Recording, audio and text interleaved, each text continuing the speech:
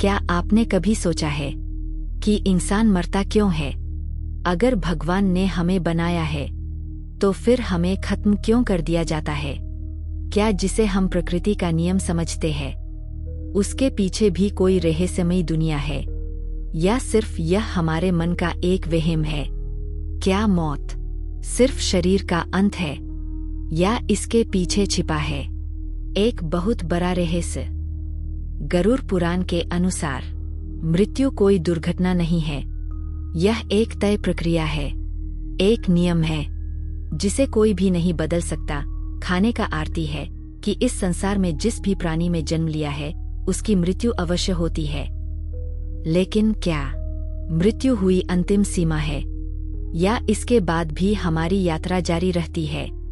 लेकिन असली सवाल ये है, मृत्यु होती क्यों है? क्या ईश्वर प्रकृति में संतुलन बनाए रखने के लिए जन्म और मृत्यु की प्रक्रिया को तय करते हैं?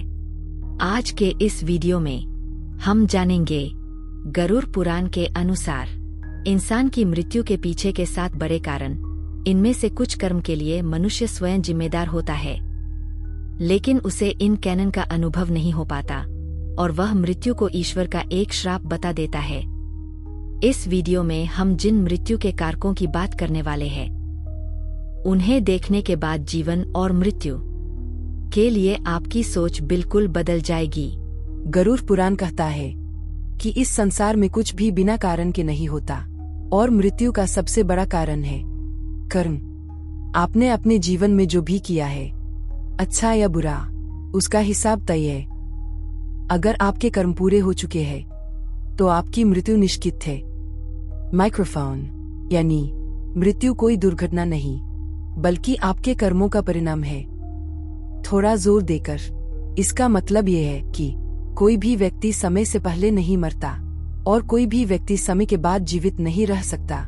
मनुष्य के द्वारा किए गए कर्म ही उसके जीवन का निर्धारण करते हैं और उसकी मृत्यु का भी, क्योंकि कर्म को ही सर्वोपरि माना गया है। गरुड़ पुराण के अनुसार हर इंसान की आयु पहले से तय होती है।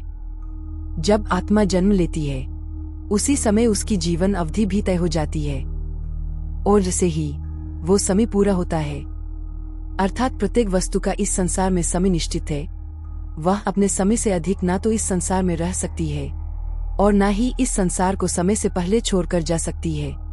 चाहे इंसान अमीर हो या गरीब, राजा हो या भिखारी, मौत सबको बराबर मिलती है। ईश्वर के सामने केवल मनुष्य के कम ही बोले जाते हैं। उसके द्वारा कितना धन अर्जित किया गया यह निर्भर नहीं करता। गरुड़ पुराण के अनुसार कुछ मौतें समय नहीं होती, वे होती है पापों की सजा। जो लोग झूठ बोलते हैं, धोखा देते हैं, उनकी मृत्यु कभी कभी बहुत कष्टदायक होती है। हर आत्मा इस धरती पर एक उद्देश्य लेकर आती है। जब वो उद्देश्य पूरा हो जाता है तो आत्मा इस शरीर को छोड़ देती है। इसलिए कुछ लोग कम उम्र में ही चले जाते हैं क्योंकि उनका कार्य पूरा हो चुका होता है।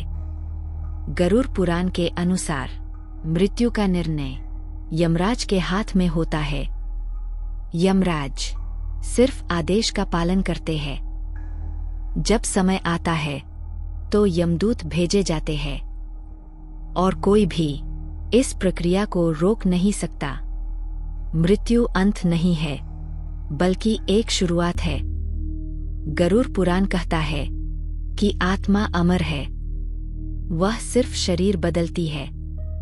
जैसे इंसान कपड़े बदलता है वैसे ही आत्मा नया शरीर धारण करती है। तो अब सवाल ये है, अगर मृत्यु निश्चित है तो हमें क्या करना चाहिए?